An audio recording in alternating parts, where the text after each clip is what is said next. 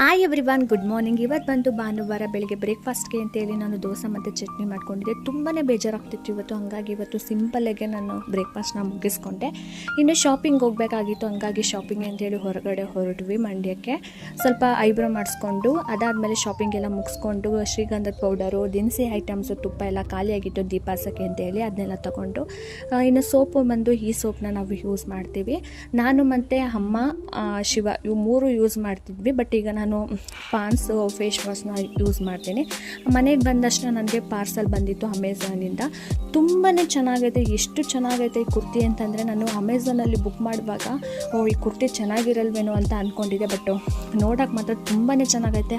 ಅದು ಬಂದು ನೆಕ್ ಹತ್ರ ಡಿಸೈನ್ ಇದೆಯಲ್ಲ, ಅದಂತೂ ಅಮೇಝಿಂಗ್ ಆಗೈತೆ. ಎಷ್ಟು ಚೆನ್ನಾಗೈತೆ ಅಂದರೆ ತುಂಬಾ ಸಾಫ್ಟಾಗಿ ಬಟ್ಟೆ ಅಂತೂ ಈ ಸೆಕೆಗಾಲದಲ್ಲಿ ಇದಂತೂ ಒಳ್ಳೆ ಬಟ್ಟೆ ಮಾತ್ರ ತುಂಬಾ ಚೆನ್ನಾಗಿತ್ತು. ಬೇಕು ಅಂದರೆ ಲಿಂಕ್ ಹಾಕ್ತೀನಿ ನಾನು.